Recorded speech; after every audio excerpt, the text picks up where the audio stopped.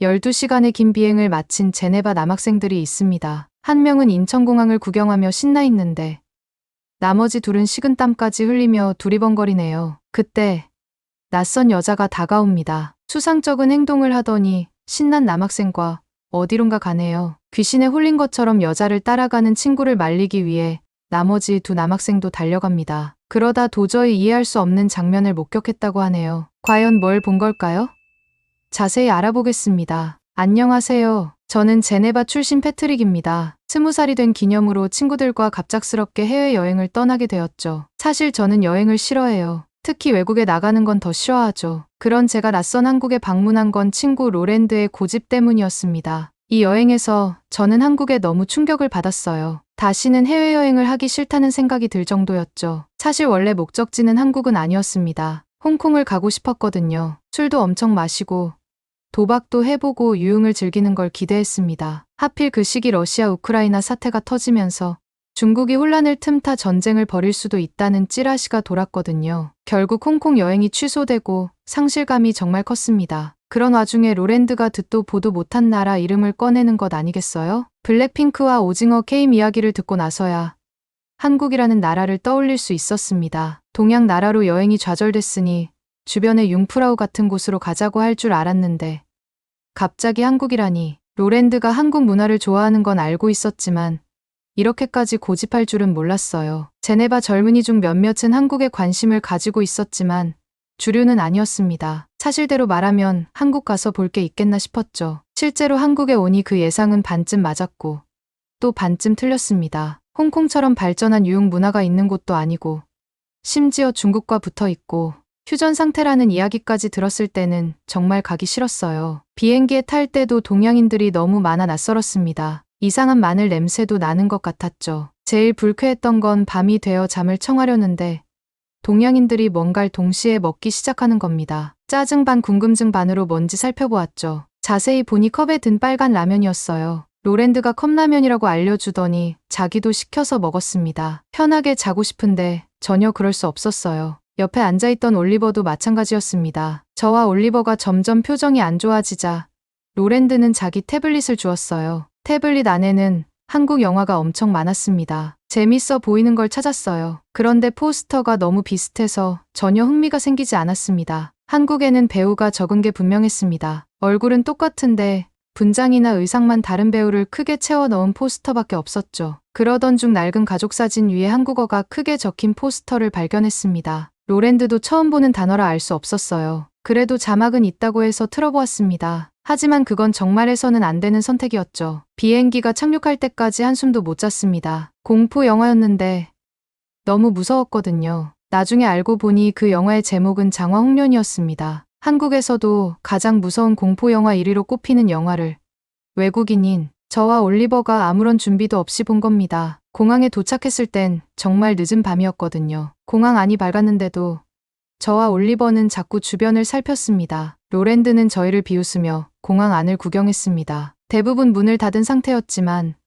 그래도 시설 설비가 무척 잘 되어 있다는 걸 알 수 있었어요. 백화점과 지하철이 공항과 바로 연결된 상태였고 식당가와 카페들도 정말 깔끔했습니다. 하지만 너무 이상한 점이 있었죠. 가뜩이나 무서운 상태인데 그것 때문에 더 불안했습니다. 이렇게 비싸 보이는 시설 안에서 마주친 경비원들이 5명도 안 된다는 것이었죠. 제네바는 전 세계에서 물가가 비싼 것으로 매년 10위권 안에 드는 나라입니다. 흔히 물가가 비싸다고 하면 나라 사람들이 돈을 잘 벌고 안전하게 지낼 거라고 생각해요. 그런데 제네바는 전혀 그렇지 않습니다. 하루가 멀다 하고 절도나 강도 같은 강력 범죄가 일어나는 곳이거든요. 강력 범죄가 가장 기승을 부렸던 2010년대 후반과 달리 점차 발생 빈도가 감소하는 중입니다. 하지만 2020년대에 들어서도 하루 평균 100건 정도의 강도 사건이 발생하는 곳이 바로 제네바죠. 그 중에서도 가장 심각한 범죄는 무단침입 절도입니다. 그래서 제네바의 백화점이나 명품 매장,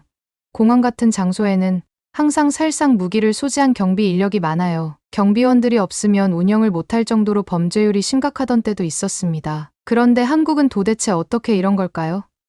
자세히 살펴보니 경호원들도 살상용 무기가 아니라 제압용 도구 정도만 가지고 다녔습니다. 이렇게 넓은 공간을 지킬 인력이 없는 것 아니냐는 올리버의 물음에 로랜드는 고개를 저었죠. 그냥 치안이 좋고 안전한 나라라는 것이었습니다. 그런 나라에서 어떻게 장화 홍련 같은 무서운 영화를 만들 수 있는 건지 도저히 이해할 수 없었어요. 다시 그 영화를 떠올리니 등 뒤가 서늘해졌어요. 무언가 뒤에 서 있는 것 같아서 얼른 뒤돌아보았습니다. 그런데 놀랍게도 올리버도 동시에 뒤를 돌아보았답니다. 뒤에는 아무것도 없었지만 온몸에 소름이 돋았습니다. 차지가 떨리는 것 같았죠. 겨우 영화 따위에 이렇게 무서워하는 게 말이 되나 싶을 정도로요. 그래서 올리버가 비명을 질렀을 때 너무 놀랐습니다. 뒤도 안 돌아보고 달아났죠. 한참을 뛰어가서 숨이 턱끝까지 찼을 때야 겨우 뒤돌아보았습니다. 올리버가 턱을 부여잡은 채 쪼그려 앉아 있었어요. 올리버는 몇 달 전부터 어금니 치통 때문에 정말 많이 아파하고 있었습니다. 그러나 제네바에서는 도저히 올리버의 치통을 치료할 방법을 찾을 수 없었죠. 스위스 국가 안에서도 제네바는 특히 치과 진료비가 비쌉니다. 물가가 비싼 것과 별개로 의료 서비스 비용이 말도 안 되거든요. 올리버의 치통은 단순히 어금니가 썩어서 생긴 것이었고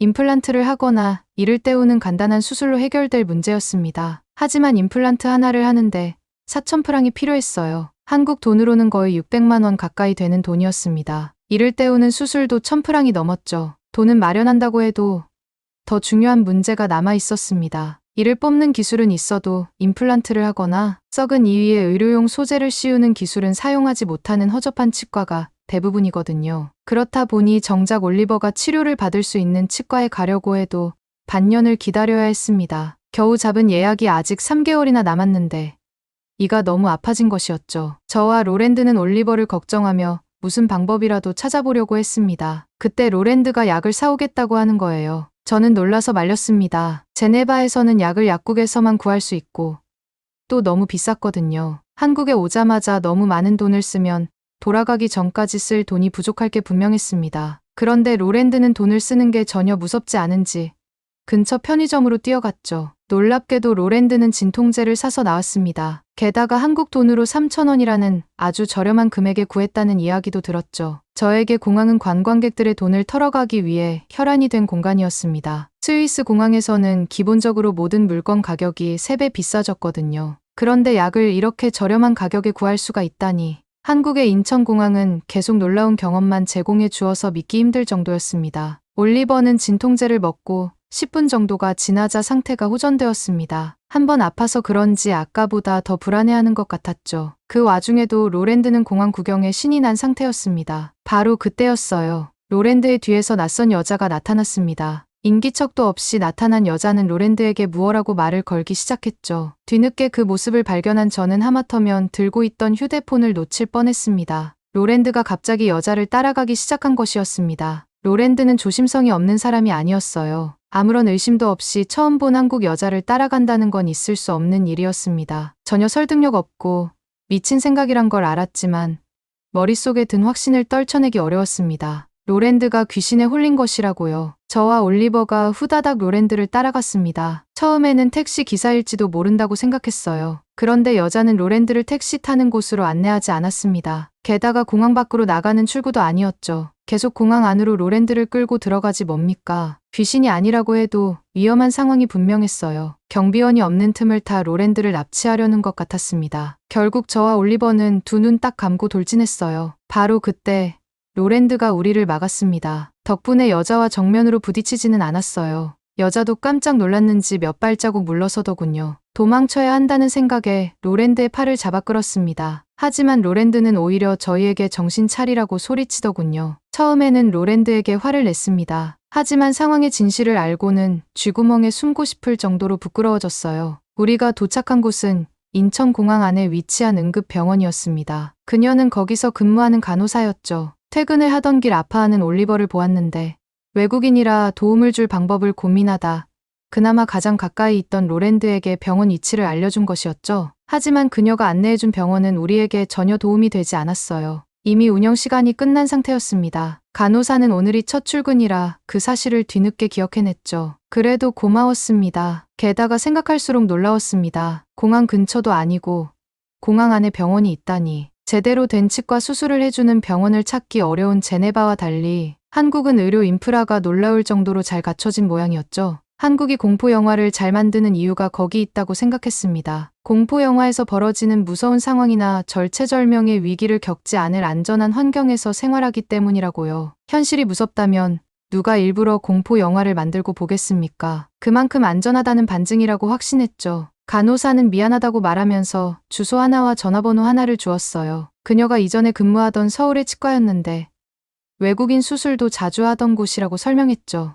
하지만 저희는 곤란한 표정을 지었어요. 돈이 없었거든요. 그녀는 저희가 돈 문제로 걱정하고 있다는 걸 단숨에 알아챘습니다. 그리고는 제가 태어나서 처음으로 겪어본 행동을 했죠. 곧장 치과 원장에게 전화를 걸지 뭡니까? 제네바에서는 누구도 남의 문제에 이렇게 나서주지 않았거든요. 하지만 그녀는 오늘 공항에서 처음 본 외국인들이 가족이라도 되는 것처럼 행동했습니다. 전화 너머의 원장도 정말 친절했어요. 영어가 유창해서 소통도 원활했습니다. 너무 간단한 수술이니 당장 내일 오라고 했고 수술 비용도 믿을 수 없을 정도로 저렴했어요. 살면서 다시 경험할 수 없을 것 같은 사건을 겪은 후 택시에 올랐어요. 간호사는 끝까지 저희를 배웅해 주었습니다. 택시 기사도 말은 없었지만 운전을 정말 잘해서 편안하게 호텔에 도착했죠. 호텔 로비의 직원들은 늦은 밤이었지만 전혀 피곤하지 않다는 표정으로 저희를 반겼어요. 어딜 가나 친절하고 착한 사람들 뿐이라는 게 한국의 첫인상이었습니다. 비행기에서 라면을 먹으면서 시끄럽게 소란을 피우고 괴상한 마늘 냄새를 풍긴다면서 한국인들을 비하했던 게 미안해질 정도였죠. 보통 호텔 방에 있는 물은 비용을 지불해야 하는데 한국에서는 그마저도 공짜였습니다. 룸서비스 목록을 살펴보니 원한다면 언제든 새로운 물을 가져다 준다고도 쓰여 있었죠. 하지만 정말 저를 경악하게 했던 건 그게 아니었어요. 물이나 수건 같은 물건을 신청할 때 로비에 전화하지 않고 호텔에서 만든 앱을 깔고 몇 번 터치만 하면 바로 받아볼 수 있다는 것이었죠. 어디서든 진통제를 구할 수 있는 편리함. 공항에도 경비원이 많이 필요 없을 정도로 안정적인 사회 분위기. 모든 걸 휴대폰으로 해결할 수 있는 최첨단 기술까지. 로랜드조차 한국이 이런 곳인 줄 몰랐다고 말했습니다. 바로 다음 날 방문한 치과에서 올리버는 말끔하게 충치를 치료했습니다. 제네바에서는 3개월을 더 기다려야 겨우 받을 수 있는 수술을 방문한 당일 끝내버린 거죠. 가격도 믿을 수 없을 만큼 저렴했습니다. 치과 로비에 앉아 살펴보니 벽에는 국제의학연구기관에서 수상한 상장이 엄청 걸려 있었어요. 하지만 저는 기쁘지 않았습니다. 눈물이 흐를 정도로 슬펐어요. 한국 여행을 온 게 정말 후회되기 시작했습니다. 제네바에 돌아가서도 계속 한국의 편리함을 그리워할 것 같았기 때문입니다. 치과 치료는 올리버가 했고 한국에 관심을 가지고 있던 건 로랜드였지만 옆에서 그 모든 모습을 지켜보면서 저는 한국을 사랑하게 되어버렸거든요. 오히려 한국에서 느낀 편안함을 다른 곳에서는 느끼지 못할까봐 평생 해외여행을 하지 않고 싶다는 충동도 들었습니다. 누군가는 오바한다고 생각할 수 있지만 저는 진심으로 한국에 온 걸 인생 최악의 선택이자 최고의 선택이라고 믿게 되었죠. 한국은 볼거리도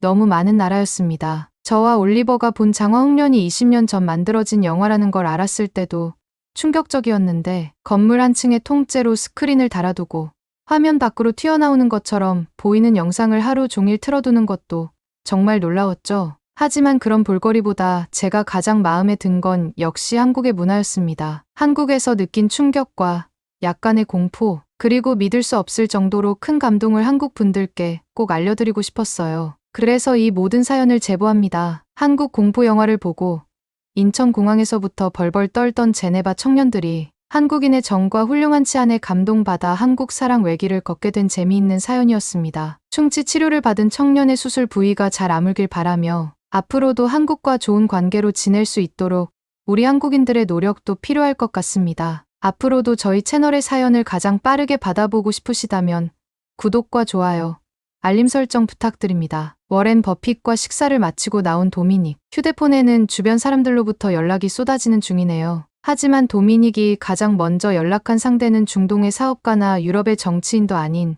평범한 한국인이었습니다. 도대체 도미닉은 한 끼 식사에 20억을 넘게 내야 하는 워렌 버핏과 식사 자리를 어떻게 성사시켰을까요? 그리고 도미닉과 통화한 한국인은 도대체 누구일까요? 그 기막힌 이야기 지금부터 시작합니다. 안녕하세요. 저는 도미닉이라고 합니다. 사실 제 이름은 진짜 이름이 아니에요. 고아원에서 지어준 이름이고 저를 낳아준 부모님은 저를 이름으로 부르는 대신 야, 너 이런 식으로 불러서 제 진짜 이름이 뭔지는 저도 잘 모릅니다. 저는 싱가포르에서 태어났어요. 잘 사는 나라라는 이미지가 강한 나라죠. 실제로 그렇습니다. 바다가 면에 있는 지리적인 특성, 사업을 장려하고 전폭적으로 지원하는 정부의 정책 등 다양한 요소 덕분에 국민 평균 소득이 부자 나라에 속하는 수준이 될 수 있었죠. 그런데 평균 소득은 어디까지나 평균이잖아요. 그 안에는 엄청난 빈부격차가 있습니다. 부자가 돈을 벌수록 가난한 사람들은 더 가난해지는 게 현실이고 자수성가하는 경우도 점점 줄어들어 거의 전무해졌습니다. 하지만 저는 그 어려운 자수성가를 해냈죠. 평범한 중산층 가정도 아니고 고아원 출신인 제가 그것을 해낸 건 삶의 은인인 한국인 구자 역시 덕분이었죠. 30년 전 부모님은 저를 고아원에 떠넘겼습니다. 탄종파가르라는 동네로 갔죠. 차이나타운이 가까이 있는 동네였는데 말 그대로 빈민촌이었어요. 범죄자나 갱단 같은 인간들이 많이 살았어요. 그런 곳에서 생활하다 보니 하루하루가 고통스러웠어요. 그저 고아원 아이들과 거리를 쏘다녔습니다. 그렇게 방치된 아이 중에서는 맞고 다니거나 비행을 저지르게 되는 경우가 많았어요. 하지만 고아원에서는 그런 부분까지 케어해주지 않았습니다. 아이들이 너무 많았거든요. 저도 방치되어 되는 대로 살아갔습니다. 그러던 중 부모님이 집을 잃었다는 소식도 들었을 때 영영 가족을 볼 수 없겠다는 절망에 빠졌죠. 쓰나미 때문이었어요. 갑자기 들이닥친 파도에 집이 산산조각 부서지고 말았습니다. 더 좋은 동네에 살았더라면, 높은 빌딩에 살았더라면 저희 집은 무너지지 않았겠죠. 하지만 돈이 없어서 벌레와 습기가 들끓는 해변에 집을 지어둔 탓에 파도 한 번에 모두 무너져 버린 것입니다. 몇 달이 지나도 어머니와 아버지는 연락을 해오지 않았습니다. 저 홀로 남겨졌다는 생각에 공포감에 휩싸였죠. 공포심을 이겨내 보려고 계속 경계했던 질 나쁜 무리와 어울리기 시작했어요. 이대로 가다간 홀로 어디선가 목숨이 끊어져도 아무도 몰라줄 것 같았기 때문입니다. 우습게도 안전하다는 기분이 들었어요. 그런데 문제는 그들이 자꾸 저에게 돈을 요구한다는 것이었습니다. 협박하며 돈을 바치라고 하더군요. 제가 할 수 있는 건 거리로 나가 구걸하는 것뿐이었습니다. 평범한 구걸로는 좀처럼 돈이 벌리지 않았어요. 돈을 안 주면 그들이 저를 때렸고 맞고 돌아와 고아원 선생님에게 멍을 들키면 불량한 짓을 했다는 이유로 밥을 먹지 못했습니다. 그래서 저는 저와 비슷한 처지의 고아원 아이들을 모았어요. 사람이 많으면 뭐라도 할 수 있겠다 싶었기 때문입니다. 처음에는 아이들과 엉성한 연극을 했어요. 관광객들이 많이 오니 그들에게 볼거리를 제공하고 적선을 받으려는 목적이었습니다. 생각보다 반응이 좋았어요. 광대짓을 할 바에는 일자리나 알아보겠다고 했던 아이들도 나중에는 합류했습니다. 저희는 공평하게 돈을 나눠 가졌고 개인기를 개발하거나 외국어를 익혀 관객을 불러 모으는 아이들에게는 돈을 더 주었어요. 공연은 계속 이어졌고 저는 20살이 되어버렸습니다. 고아원에서는 성인이 된 저를 보살펴 주지 못할 것 같다고 말하기 시작했죠. 절망스러웠습니다. 그러던 어느 날 간이 무대 뒤 골목에서 아이들에게 공연비를 정산해주던 저를 누군가 불렀습니다. 낯선 남자였죠. 본능적인 경계심이 들어 얼른 골목을 빠져나왔어요. 하지만 그 남자는 저를 끈질기게 쫓아왔죠. 가만 보니 행색은 멀끔했고 흉기 같은 걸 들고 있지도 않은 것 같아 밝은 음식점 앞에서 그를 마주했습니다. 그는 동양인이었습니다. 동양인들이 이상한 성적 취향을 가지고 있다는 소문을 익히 들어서 여전히 그를 향한 경계심은 거두지 못했죠. 돈을 주면 돈만 받고 도망치거나 이상한 말을 걸기라도 하면 소리를 질러 창피를 주려 했습니다. 그런데 그는 제게 돈을 주지도 이상한 요구를 하지도 않았습니다. 바로 옆 식당을 가리키며 밥을 사주겠다고 말했습니다. 사실 배가 고프긴 했어요. 한 끼도 못 먹고 저녁에 고아원에 돌아가 다식은 수프만 먹는 게 일상이었죠. 그런데 음식을 사주겠다니 혹했고 정신을 차려보니 남자를 따라 맛있는 냄새가 풍기는 식당 안으로 들어가고 있었습니다. 남자가 이것저것 음식을 주문했고 저는 허겁지겁 먹기 시작했습니다. 꾸역꾸역 음식을 집어넣고 있는데 불쑥 남자가 어쩌다 공연으로 돈을 벌 생각을 했는지 물었습니다. 말하자면 긴 이야기라고 얼버무렸지만 그는 전부 듣고 싶어 했습니다. 그래서 그냥 처음부터 끝까지 이야기했어요. 이야기를 가만히 듣던 남자는 불쑥 한국이라는 나라를 아냐고 물었습니다. 자신의 고국이라면서 그곳에서 이런저런 사업을 하는 중이라고 덧붙였죠. 그리고는 저와 함께 사업을 해보고 싶다고 말했습니다. 경계심이 들었지만 문득 이런 생각이 들었죠. 계속 이곳에서 구걸로 연명하다간 오래 살 수 없을 거라고. 이제 고아원에서 나와야 하는데 거처가 정해진 상태라면 오히려 좋을지도 모른다고. 지금 생각해보면 무작정 알겠다고 말한 건 정말 위험한 선택이었습니다. 무슨 일을 당할지 어떻게 알고 선뜻 따라 나섰던 걸까요? 식사를 마치고 나오는 길에 그는 자신의 명함을 건넸어요. 이름은 구자혁, 사업가였습니다. 고아원을 나온 저는 구자혁 씨의 집에서 살기 시작했습니다. 집안일은 대부분 가정부가 해주었고 식사 준비도 마찬가지였죠. 저에게 청소 정도는 시킬 줄 알았는데 편하게 지내라고만 했습니다. 앙상하던 몸에 살이 찌기 시작한 것도 그 즈음이었어요. 그 시간 동안 저와 구자혁 씨는 대화를 많이 나눴습니다. 그를 사장님이라고 부르기 시작했죠. 사장님의 고민은 딱 한 가지였어요. 글로벌 사업을 하는데 외국인 직원과 한국인 직원을 대하는 태도 차이를 어떻게 해야 할지 모른다는 것. 제가 공연을 하는 여러 아이를 잘 통솔하고 아이들 스스로 장기를 키워 수익을 창출하도록 유도하는 것을 보고 분명 무슨 비법이 있을 거라 생각했답니다. 사장님은 저에게 외국 지사 공장 관리직을 제안했어요. 그런데 저는 거절했습니다. 그냥 들어도 너무 이상했거든요. 꼬마애가 갑자기 관리직에 앉으면 나이에 민감하지 않은 외국인 직원이라 해도 반감이 들 테니까요. 사장님은 일리 있는 말이라며 고개를 끄덕여 주셨습니다. 공장의 말단 생산직부터 일을 배우기 시작했습니다. 20살밖에 되지 않은 저에게 공장의 모든 일은 낯설고 어려웠어요. 아이들과 공연을 하는 것도 일이라고 생각하고 살았는데 공장에서 딱 하루만 보내니 그건 일이 아니라 놀이였다는 걸 깨달았습니다. 생전 처음 몸을 쓰는 노동을 하면서 피로감과 함께 뿌듯함도 느꼈어요. 다 같이 협업해서 무언가를 만들어내는 경험은 생각보다 제 적성에 잘 맞았고 매일 보람차게 일을 할 수 있었습니다. 단순 반복 노동이라 급여는 크지 않았어요. 그래도 꾸준히 일에 매진했죠. 이후 단순 생산직뿐만 아니라 자그마한 라인의 관리직, 거래처를 만나는 영업직, 그리고 사장님의 비서 등등 다양한 직무를 경험하며 시간은 빠르게 흘렀습니다. 마침내 제가 30살이 되던 해 사장님은 이제 준비가 되었냐고 물었어요. 저는 자신 있게 고개를 끄덕였습니다. 그 순간이 저에겐 다신 없을 인생의 기회였습니다. 돈이 없어 가족이 사라지고 집도 먹을 것도 없이 떠돌던 제가 사장님과 일하기 시작하면서 가지게 된 꿈을 드디어 이룬 것 같았어요. 사장님에게 인정을 받았고 한국에서 일하며 받는 급여로 충분히 제 생계를 유지할 수 있었습니다. 다만 한 가지 걱정되는 것은 한국이라는 낯선 나라에서의 생활이었습니다. 사장님은 한국 지사의 부사장에게 잘 말해놓았으니 가서 일만 잘하면 괜찮을 거라며 안심시켜 주었습니다. 하지만 직접 겪어보기 전에는 아무것도 모르니 불안했습니다. 어쩌면 연고도 없는 나라에서 외딴 섬처럼 살아가게 될지도 모른다는 공포감도 들었죠. 이렇게 혼자 불안해할 바에는 그냥 다시 싱가포르로 돌아가야 하나 이런 고민까지 했지 뭡니까. 결국 한국에 도착했을 때는 너무 긴장한 상태라 사무실을 찾아가는 길을 잃어버렸습니다. 저녁 비행기를 타고 출발했는데 긴장 탓에 잠이 오지 않아 피곤한 상태였죠. 그럼에도 정신을 제대로 부여잡고 복잡한 공항버스 노선을 살피며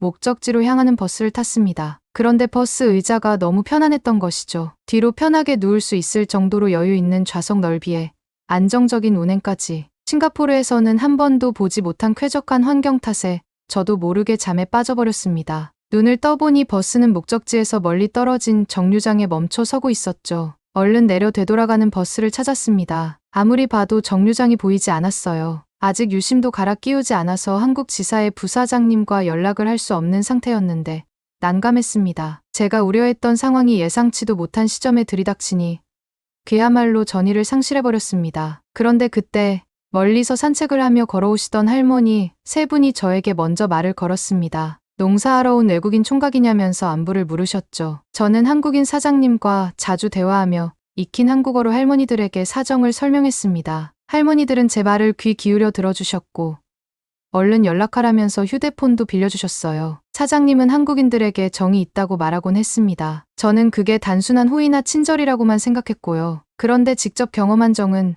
그런 단순한 감정이 아니었습니다. 정을 주는 사람과 정을 받는 사람 모두 가족처럼 끈끈해지는 마법 같았죠. 정 많은 할머니들 덕분에 부사장님과 연락이 되었습니다. 부사장님은 늦은 밤이었는데도 저를 태우러 차를 끌고 와주셨습니다. 부사장님이 올 때까지 제 옆을 지켜주시던 할머니들은 가방에서 사과 몇 알을 꺼내 먹으며 가라고 말해주셨습니다. 서울로 올라오는 길에 부사장님에게 제가 해야 할 일이 무엇인지 물었어요. 부사장님은 내비게이션을 켜서 뉴스 영상 하나를 틀었습니다. AI 사업 관련된 주가가 점차 오르고 있고 가장 활발하게 거래가 이루어지는 국가가 한국과 싱가포르라고 했습니다. AI 프로그램을 만들고 유통하며 싱가포르와 한국 사이를 연결하는 것. 한국 지사에서 진행 중인 프로젝트의 목표였습니다. 제가 해야 할 것은 한국 지사에서 일하는 외국인 직원들을 관리하고 더 많은 성과를 낼 수 있도록 유도하는 것이었죠. 자신 있는 일이었습니다. 사실 AI는 잘 몰랐는데요. 사람을 상대하는 거라면 거의 평생을 해온 일이었으니까요. 생산직부터 관리직까지 모두 경험하며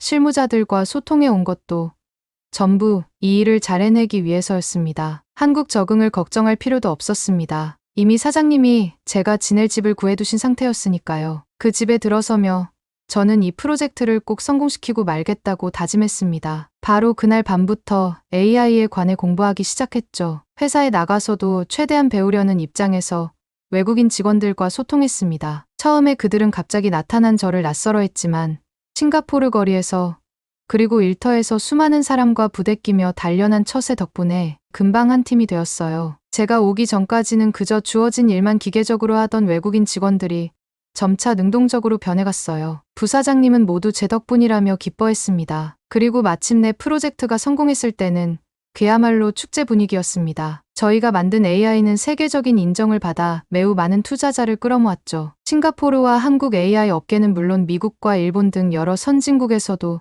저희를 주목했습니다. 다른 부실한 AI들이 소리소문 없이 사라지고 창업자가 사기로 고소당하는 상황 속에서도 저희 프로젝트는 안정적으로 유지되었어요. 소식을 들은 사장님도 한국을 방문해 즐거운 시간을 보냈습니다. 거액의 돈도 벌었습니다. 억 단위가 넘어가는 돈이었고 이 돈이면 고향 땅에 고층 빌딩 집을 몇 채나 살 수 있을 정도였죠. 어린 시절 집도 잃고 부모도 잃었던 시기 매일 울며 올려다보던 부자들의 고층 빌딩을 손에 넣을 기회가 저에게도 찾아온 것입니다. 저는 이 돈을 꼭 싱가포르로 가서 쓰고 싶었습니다. 그런데 집을 사고 싶은 마음은 없었습니다. 오히려 돈이 생기니 그런 것들이 하찮아 보이더군요. 저는 그 돈으로 제가 직접 무언가를 만들어서 더 많은 돈을 벌어보고 싶었어요. 고민을 거듭하던 저는 마침내 40살이 되던 해 싱가포르로 돌아가겠다고 사장님께 말했습니다. 사장님은 제 용기 있는 선택을 반겨주셨어요. 고향으로 돌아온 저는 제가 살던 고아원을 찾아보았습니다. 부실하기 그지없던 시설에도 불구하고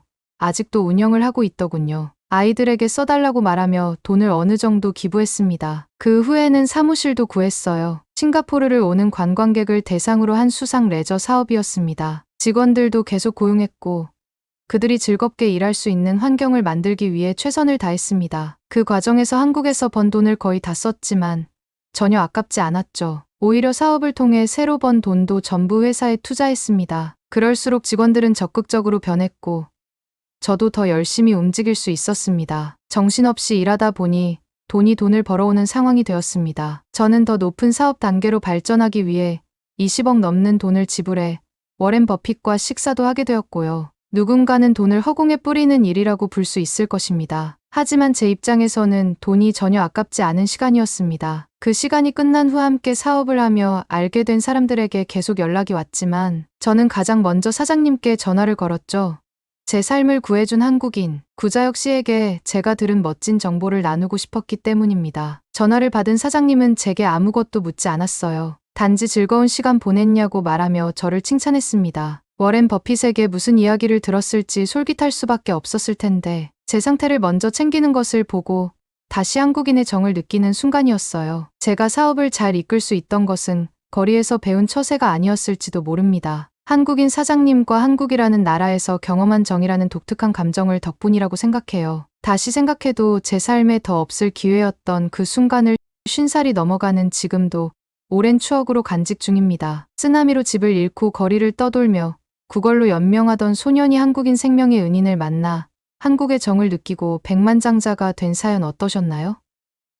워렌 버핏과 식사를 하게 된 것도 모두 그 덕분이라고 하는데요. 한국의 정은 사람과 사람 사이를 끈끈하게 이어주는 감정을 넘어 살아갈 용기와 힘을 주는 마음인 것 같습니다. 저희 채널에 계속해서 올라올 감동적인 사연을 살펴보고 싶으시다면 구독과 좋아요, 알림 설정 부탁드립니다. 여기 한국에 막 도착한 나이지리아 여성이 사람들에게 둘러싸여 허둥대고 있습니다. 그녀는 마치 약속이라도 한 것처럼 한 곳으로 몰려든 인파에 깜짝 놀라버렸다는데요. 모두 바쁘게 걸음을 재촉하고 있는데 그녀는 다른 사람들이 전혀 보이지 않는지 혼자 인파를 가로막으며 진상을 부리고 있습니다. 한국에 처음 온 이 흑인 여자는 도대체 무엇 때문에 진상짓을 하는 걸까요? 안녕하세요. 저는 나이지리아 출신 기자 카밀라입니다. 최근 저는 한국에서 다시는 잊지 못할 너무 창피하고 끔찍한 경험을 했습니다. 게다가 그 장면을 어머니와 아버지가 전부 보고 말았죠. 도대체 한국의 어떤 점이 저를 당황시켰는지 전부 나열하기엔 너무 많습니다. 큰 사건 위주로 설명해 볼 테니 이 이야기를 듣는 한국 시민 여러분이 직접 판단해 보세요. 부모님은 살면서 외국을 단 한 번도 나가본 적 없는 분들이었습니다. 저 역시 이번이 첫 해외 여행이었죠. 나이지리아에서 기자는 월급이 적은 편입니다. 그런 제가 한국에 올 수 있던 건 제가 일하는 신문사에서 한국 문화 취재를 위한 출장 인원으로 저를 선택했기 때문입니다. K-팝이 나이지리아에서 정말 선풍적인 인기를 끌고 있거든요. 그 이유가 뭔지 다루는 특집 기사에 꼭 한국 답사 내용을 넣고 싶다는 편집장의 지시가 있었습니다. 긴 비행시간, 낯선 동양의 문화, 북한과 여전히 군사적 충돌이 일어난다는 위험함 때문에 모두가 한국 출장을 기피했습니다. 결국 경력이 제일 짧은 제가 당첨된 것이었죠. 거절할 수는 없었기에 저는 도저히 회사가 받아들일 수 없을 조건을 내걸었습니다. 바로 부모님 몫의 비행기표 2장을 더 준다면 가겠다고 제안한 것이죠. 그런데 신문사는 받아들여줬습니다. 공항에 착륙하기 직전까지도 북한이 미사일을 쏴서 비행기가 격추당하면 어쩌나 걱정했어요. 그런데 진짜 문제는 비행기에서 내린 후 시작되었죠. 부모님이 신이 나서 한국 공항을 구경했어요. 혹시나 부모님을 잃어버릴까봐 열심히 따라다녀야 했습니다. 그러던 중 부모님의 발길이 멈췄습니다. 사람들이 많이 모인 부스 앞이었는데 영어로 써진 안내 문구를 보니 해외 로밍을 도와주는 곳이었죠. 마침 필요했던 것이라 부모님을 따라 줄을 섰습니다. 그 사이에도 조마조마했어요. 혹시나 부모님이 한국 사람들에게 모욕을 당하지는 않을지 걱정되었거든요. 외국인인 우리를 슬쩍 훔쳐보거나 나이지리아 억양을 듣고 비웃는다거나 새치기를 하면 어쩌지 온갖 걱정이 들었습니다. 그런데 우리 차례가 올 때까지 그런 일은 일어나지 않았어요. 부스 앞에 줄을 선 한국 시민들은 하나같이 질서 있게 차례를 지켰고 조용했습니다. 새치기가 일상처럼 벌어지는 나이지리아와는 전혀 다른 모습에 놀랐습니다. 하지만 저는 결국 얼굴이 새빨갛게 변할 정도로 부끄러운 상황에 놓이고 말았습니다. 줄이 전부 줄어들어서 부스 직원과 마주하게 되었어요. 제가 그에게 말을 걸려고 했는데 부모님이 먼저 그에게 말을 걸어버렸죠. 나이지리아식 영어라 직원이 전혀 알아들을 수 없을 거라고 생각했습니다. 너무 부끄러워서 숨고 싶었어요. 그런데 직원은 곧잘 알아듣고는 와이파이 기계를 건넸습니다. 저는 불쑥 화가 났어요. 그 직원이 부모님 말을 전혀 알아듣지도 못하고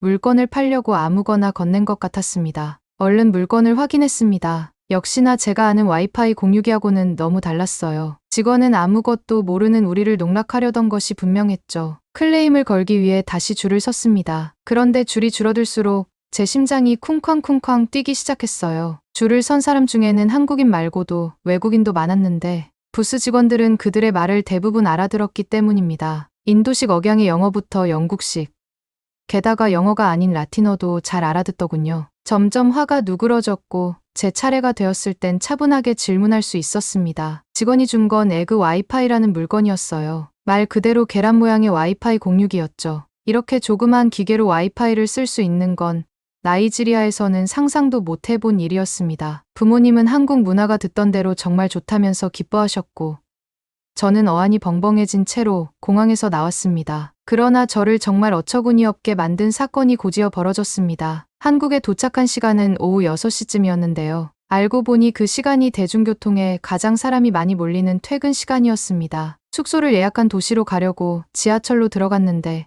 사람이 정말 많았습니다. 집에서 노후를 보내던 부모님도 간만에 인파가 붐비는 곳에 와서 그런지 정신이 없어 보이셨죠. 더욱 정신을 붙잡았습니다. 혹시 소매치기를 당하거나 한국인들에게 욕을 듣는 불상사가 없도록 하기 위해서였죠. 그런 제 마음은 안중에도 없다는 듯 부모님은 사람들 틈에 섞여 저 멀리 가 있었습니다. 한국에서 시간을 보낸다는 것 자체가 좋은 것 같았죠. 도대체 사람들로 붐비는 좁고 답답한 지하가 뭐가 좋은지 의문스러웠습니다. 나이지리아 지하철은 정말 유지가 안 되고 더럽거든요. 한국 지하철도 당연히 그럴 줄 알았습니다. 그런데 부모님을 따라 계속 안으로 들어가면서 살펴보니 전혀 그렇지 않더군요. 조금 낙후된 부분도 있었지만 정말 깔끔했습니다. 오물이나 쓰레기를 버리는 사람도 하나 없었죠. 가장 놀랐던 건 사람들이 개찰구를 통과하는 모습을 보았을 때입니다. 들고 있던 휴대폰을 개찰구에 갖다 대기만 했는데 개찰구 문이 열렸죠. 나이지리아에서는 전혀 못 봤던 문화라서 혼란스러웠어요. 한국인만 가능한 기능인 줄 알고 얼른 주변을 둘러보았습니다.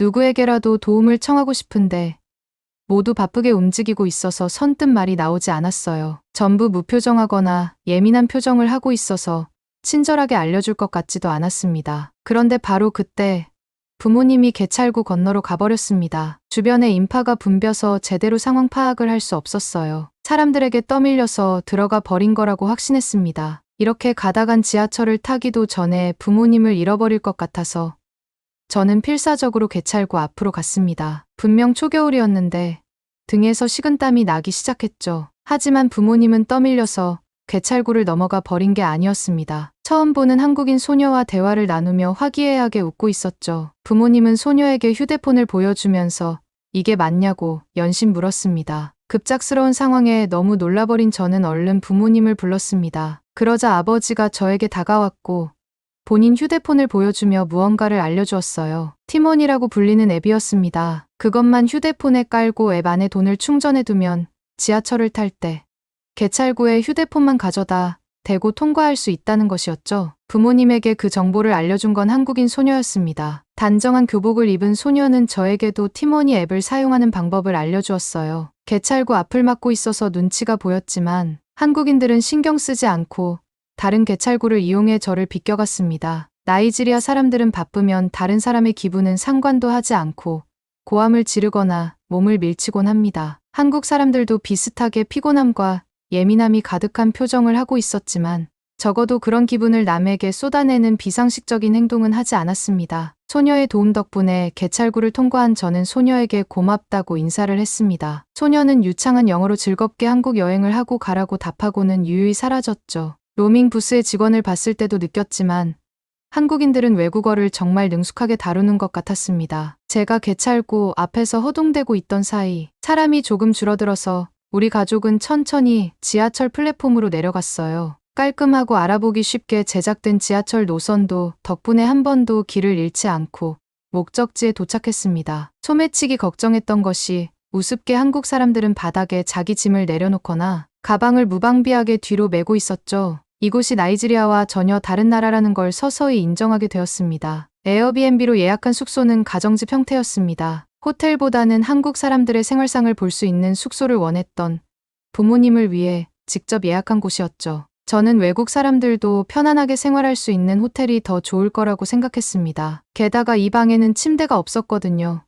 온돌이라는 생소한 난방 시스템이 갖춰져 있고 바닥에 이불을 깔고 자는 숙소였죠. 큰 기대는 없었습니다. 부모님이 먼저 들어가게 두고 저는 숙소 방마당에서 한숨을 돌리려 했어요. 그런데 문을 열고 들어가자마자 어머니가 비명을 질렀습니다. 깜짝 놀란 저는 얼른 숙소로 달려갔어요. 혹시 한국인 범죄 조직이 우리를 노리고 잠복하고 있던 건 아닐까 하는 불길한 생각도 들었습니다. 나이지리아서는 범죄 조직이 벌이는 강도나 인신매매 사건이 정말 빈번하게 일어나거든요. 한국은 다를 거라고 생각했던 제 기대가 처참히 무너지는 것 같았습니다. 헐레벌떡 문을 여니 다행히 어머니와 아버지 모두 무사하셨어요. 오히려 기뻐 보이셨죠. 어머니의 비명은 알고 보니 환호 소리였습니다. 주방에 있는 거대한 냉장고, 거실에 있는 넓은 TV, 그리고 생전 처음 보는 가전기기까지.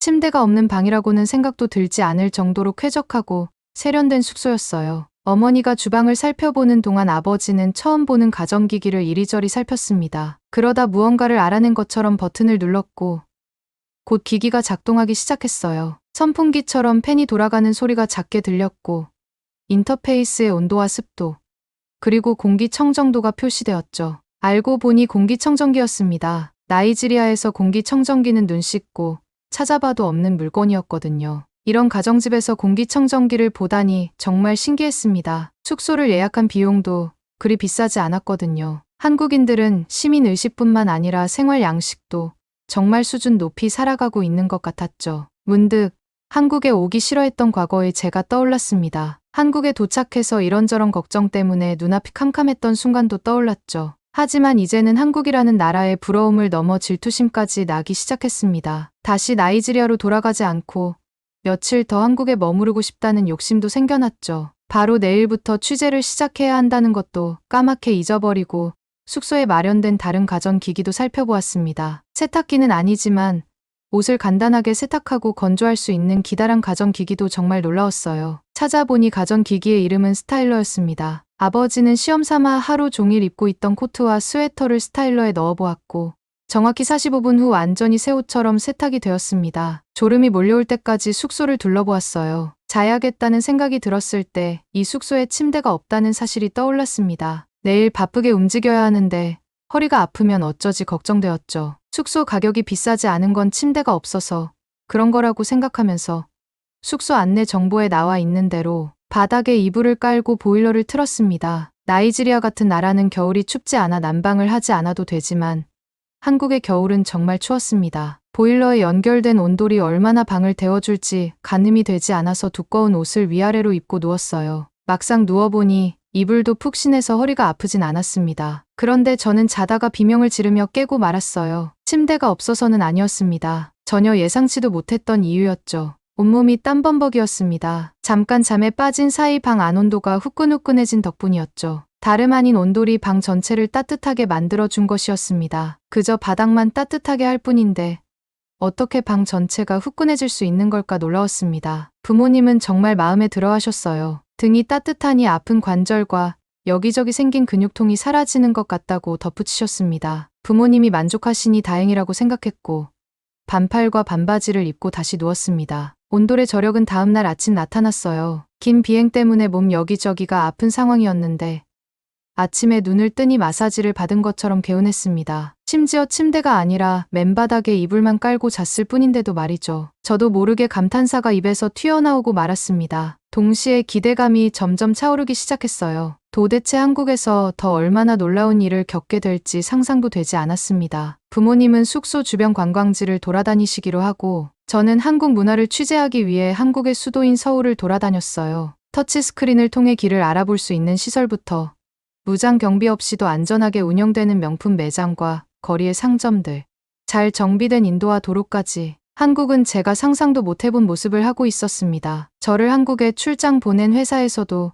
이런 내용을 취재해올 거라고는 꿈에도 생각 못하고 있을 게 분명했죠. 한국을 떠나기 전까지 매일 저녁마다 부모님과 숙소에서 이야기꽃을 피웠습니다. 부모님은 한국의 모습을 실제로 보니 더 좋다고 말씀하셨고 저는 도대체 어떻게 그런 이야기를 다 알고 있었냐고 궁금해서 물었죠. 객관적인 관점을 유지해야 하는 기자이기 때문에 한국 문화를 취재한 기사에는 제가 직접 한국에서 느낀 감동과 놀라움을 다 담을 수 없었거든요. 그래서 아쉬운 마음이 정말 컸습니다. 나이지리아로 돌아와 다시 열심히 일하고 있는 지금에도 한국의 발전된 문화가 정말 그립고 제가 한국에서 태어났다면 어땠을까 상상하면서 지내고 있습니다. 나이지리아에서 평생 살아온 여기자가 부모님과 처음 떠난 해외여행에서 불안함을 느끼다 한국의 안전하고 발전된 문화 덕분에 새로운 세상에 눈을 뜬 사연이었습니다. 점점 외국에서도 한국의 생활 양식, 그리고 문화에 관해 알고 싶어하는 비율이 높아지고 있는 것 같네요. 지금까지 제 사연을 들어주셔서 감사합니다. 앞으로도 저희 채널의 사연을 가장 빠르게 받아보고 싶으시다면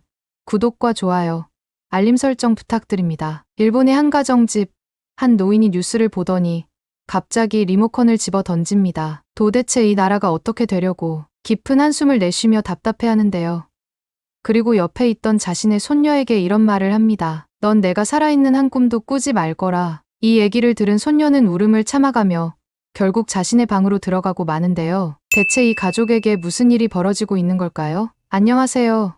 저는 도쿄에 사는 평범한 고등학생 리카예요. 우리 가족은 할아버지, 부모님, 그리고 저 이렇게 4명이 함께 살고 있죠. 제 이름의 뜻이 자스민 꽃이라는 걸 아시나요? 엄마가 제가 태어났을 때 창가에 피어있던 자스민 꽃을 보고 지어주셨대요. 그래서인지 저는 꽃을 정말 좋아해요. 특히 벚꽃이 만개한 봄이 오면 정말 행복해져요. 그런데 요즘 제 마음을 설레게 하는 건 꽃이 아니라 한국 아이돌이에요. 특히 원어스라는 그룹에 완전 빠져있죠. 우연히 TV에서 원어스의 멤버 환웅을 봤는데 그 순간 제 심장이 쿵하고 뛰더라고요. 그 뒤로 원어스의 음악을 들으면서 한국어도 조금씩 배우기 시작했어요. 친구들이랑 원어스 사진도 보고 노래도 따라 부르면서 즐거운 시간을 보내고 있죠. 하지만 우리 집에서는 제가 한국 문화를 좋아하는 게 큰 문제예요. 특히 할아버지가 정말 싫어하세요. 할아버지는 한국 아이돌의 음악은 시끄러운 소음일 뿐이라고 하시면서 그저 잘생긴 외모로 포장한 거라고 비난하세요. 저는 정말 동의할 수 없어요. 전 세계가 한국의 음악성에 감탄하고 있는데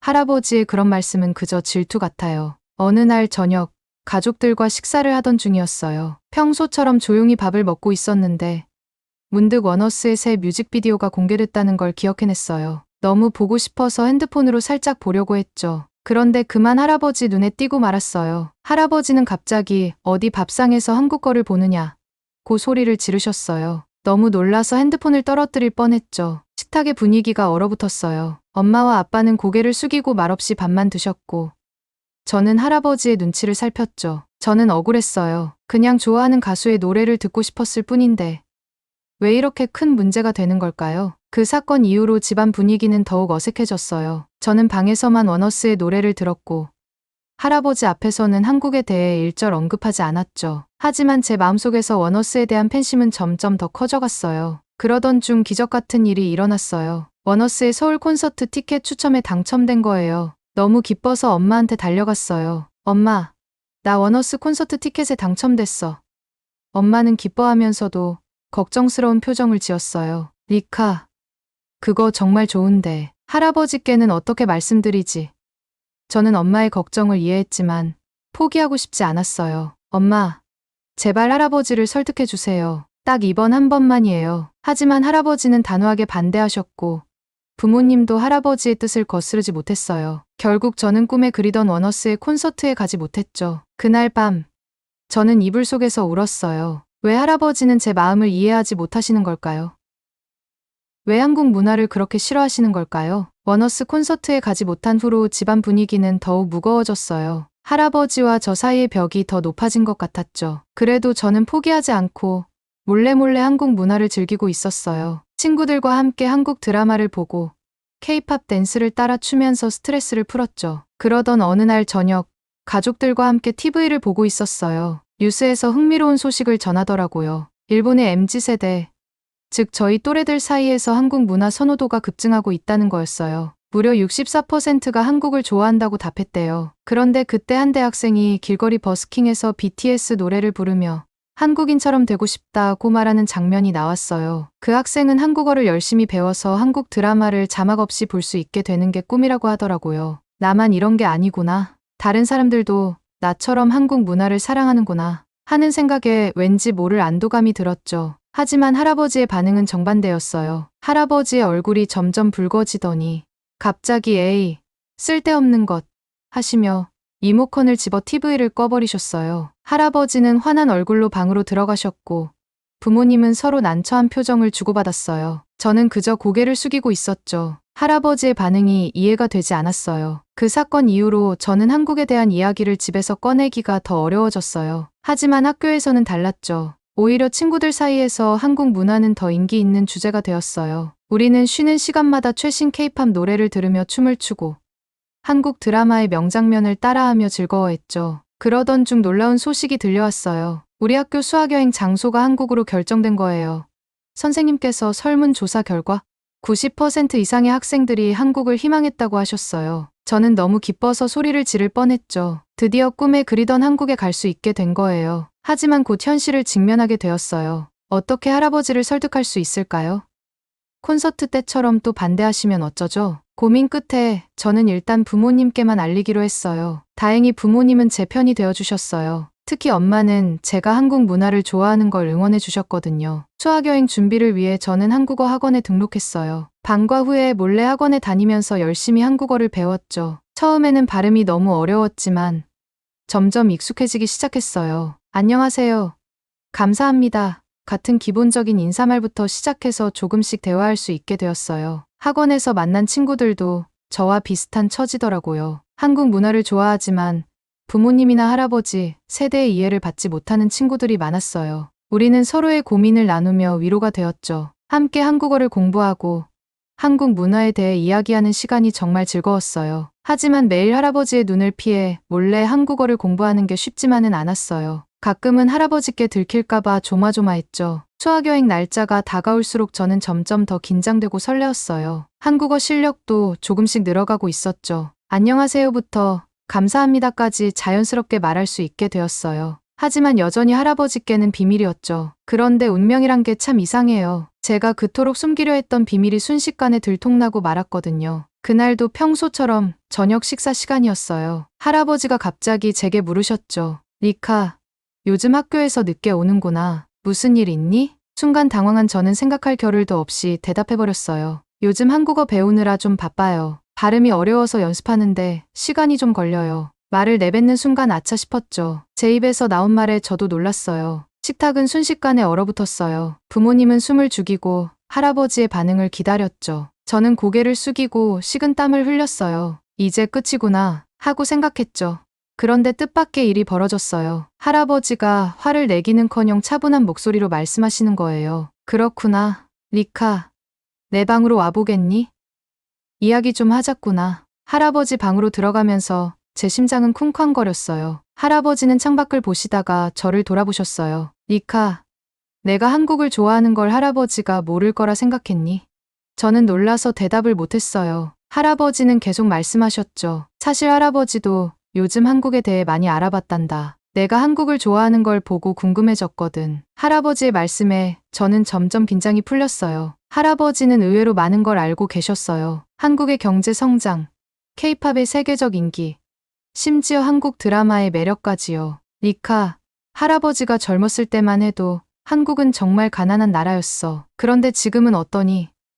세계가 주목하는 나라가 됐지. 문화도 경제도 모두 발전했어. 할아버지도 그걸 인정한단다. 할아버지의 말씀에 저는 눈물이 날 것 같았어요. 그동안 할아버지가 한국을 무조건 싫어하신다고만 생각했는데 그게 아니었던 거예요. 그런데 할아버지의 다음 말씀에 제 마음이 또 무거워졌어요. 하지만 리카야, 할아버지에겐 좋지 않은 기억도 있단다. 90년대에 할아버지가 한국에 일하러 갔을 때 있었던 일이야. 할아버지는 그때 겪은 차별 경험을 들려주셨어요. 식당에서 일본인이라고 밥을 주지 않았던 일, 길에서 욕설을 들었던 일, 할아버지의 목소리에서 그때의 아픔이 느껴졌어요. 그래서 할아버지는 한국이 싫었단다. 하지만 내가 한국을 좋아하는 걸 보면서 생각이 많이 바뀌었어. 세상이 변하고 있다는 걸 느꼈지. 할아버지의 말씀에 저는 뭐라고 대답해야 할지 몰랐어요. 그동안 제가 얼마나 할아버지의 마음을 이해하지 못했는지 깨달았거든요. 리카야, 할아버지가 부탁 하나만 해도 될까? 내가 한국에 수학여행 가서 보고 느낀 것들을 솔직하게 말해주렴. 지금의 한국이 정말 어떤지 할아버지도 알고 싶구나. 할아버지의 부탁에 저는 고개를 끄덕였어요. 네,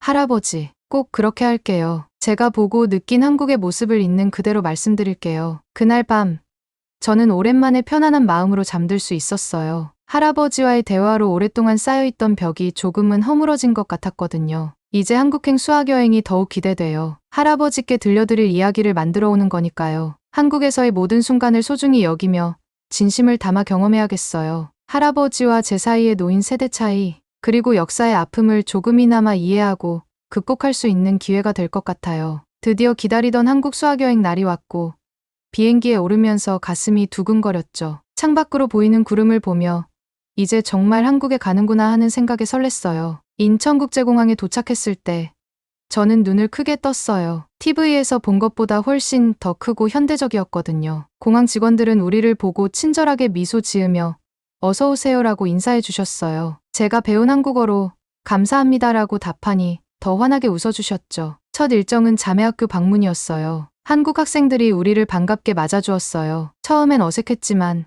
금세 친해졌죠. 한 여학생이 제게 다가와 일본어 조금 할 수 있어요 라고 말하더라고요. 서로의 언어를 배우려는 모습에 우리는 웃음을 터뜨렸어요. 수업에 참관했는데 한국 학생들의 열정적인 모습에 놀랐어요. 질문도 많이 하고 토론도 활발하게 하더라고요. 쉬는 시간에는 한국 친구들이 저희에게 K-팝 댄스를 가르쳐줬어요. 서로 어설픈 춤을 추며 즐거운 시간을 보냈죠. 전통 한복을 입고 골목을 거닐었는데 마치 시간 여행을 한 것 같았어요. 처마 끝에 달린 풍경이 바람에 흔들리며 맑은 소리를 내는 게 정말 운치 있었죠. 한 할머니께서 저희를 보시더니 어이구, 예쁜 애라고 말씀해 주셨어요. 할머니의 따뜻한 미소에 저도 모르게 행복해졌어요. 서울에 도착했을 때는 그 거대한 규모에 압도되었어요. 높은 빌딩들, 복잡한 지하철, 24시간 불이 꺼지지 않는 거리. 정말 활기찬 도시더라고요. 남산 서울타워에 올라가 서울 전경을 내려다봤을 때는 숨이 멎는 줄 알았어요. 길거리 음식도 맛있었고 화장품 가게마다 진열된 다양한 제품들을 구경하는 재미도 쏠쏠했죠. 직원들이 일본어로 어서 오세요라고 인사해주는 게 인상적이었어요. 불고기, 비빔밥, 떡볶이. 하나같이 입에 잘 맞았죠. 특히 삼계탕은 정말 기억에 남아요. 뜨거운 국물에 부드러운 닭고기. 그리고 찹쌀의 조화가 일품이었거든요. 호텔에서 만난 직원들도 모두 친절했어요. 일본인이라고 하니까 오히려 더 신경 써주는 것 같았어요. 불편한 거 있으면 언제든 말씀해 주세요라며 계속 챙겨주셨죠. 마지막 날, 우리는 한강공원에서 시간을 보냈어요. 자전거를 빌려 한강변을 달리면서 서울의 아름다움을 만끽했죠. 비행기를 타고 일본으로 돌아오는 길, 저는 할아버지께 들려드릴 이야기들을 정리해 보았어요. 한국의 발전된 모습, 친절한 사람들, 맛있는 음식, 그리고 무엇보다 일본인인 저희를 따뜻하게 대해준 것들. 할아버지께서 어떤 반응을 보이실지 궁금해졌어요. 그리고 언젠가 꼭 다시 한국을 오고 싶다는 생각이 들었죠.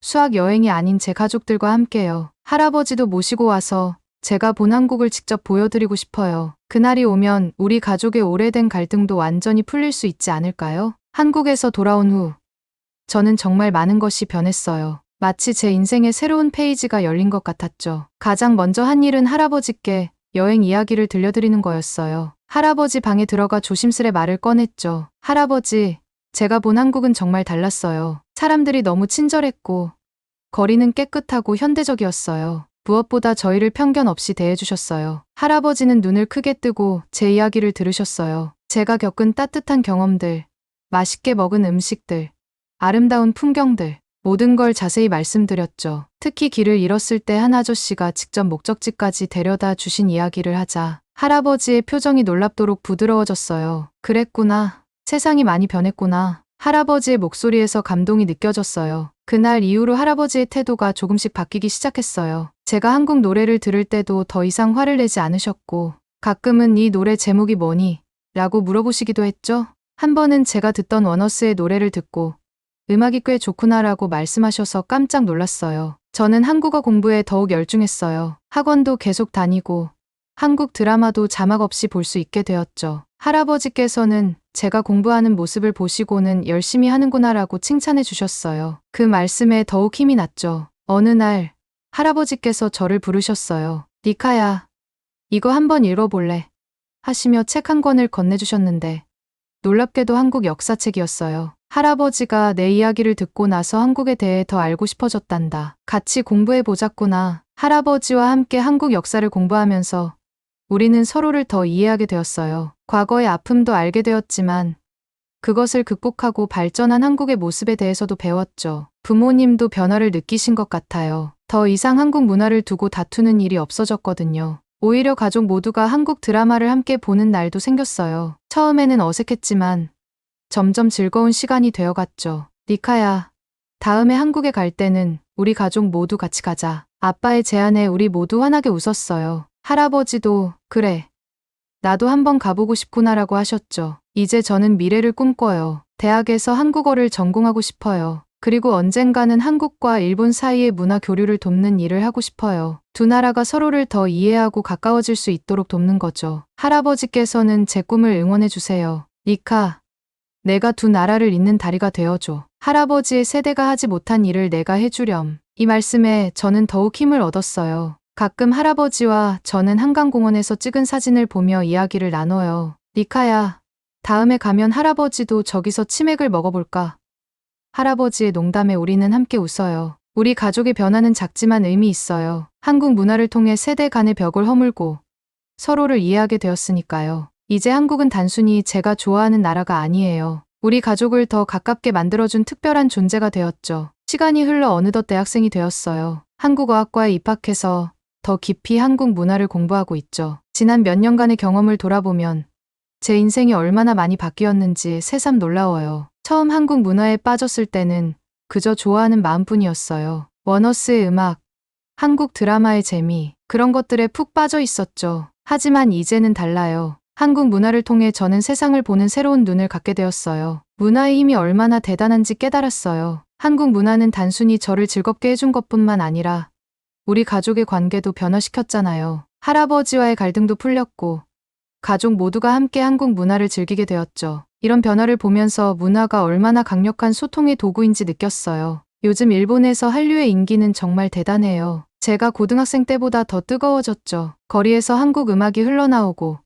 TV에서는 한국 드라마가 끊임없이 방영돼요. 한국 식당도 늘어나서 이제는 어디서든 쉽게 한국 음식을 맛볼 수 있게 되었어요. 특히 젊은 세대 사이에서 한국어를 배우는 게 유행이에요. 제 주변만 봐도 한국어 학원에 다니는 친구들이 정말 많아졌어요. 한국 아이돌의 노래를 따라 부르기 위해 또는 한국 드라마를 자막 없이 보기 위해 열심히 공부하는 모습을 보면 뿌듯해요. 이런 현상을 보면서 저는 문화 교류의 중요성을 다시 한번 느껴요. 한류를 통해 많은 일본 사람들이 한국에 대해 관심을 갖게 되었고, 더 나아가 한국을 이해하려고 노력하게 되었으니까요. 이것이 바로 문화의 힘이 아닐까요? 물론 아직도 일부 사람들은 한류에 대해 부정적인 시각을 가지고 있어요. 왜 우리나라 문화는 안 보고 한국 것만 좋아하느냐는 말을 듣기도 해요. 하지만 저는 이렇게 생각해요. 한류를 통해 우리는 다른 문화를 배우고, 그로 인해 우리 문화도 발전할 수 있다고요. 할아버지와 나눈 대화가 떠올라요. 리카야, 문화는 서로 배우고 영향을 주고받는 거란다. 한국 문화가 인기 있다고 해서 일본 문화가 사라지는 게 아니야. 오히려 우리도 배울 점을 찾아 더 발전할 수 있는 기회가 될 수 있지. 이 말씀을 들으며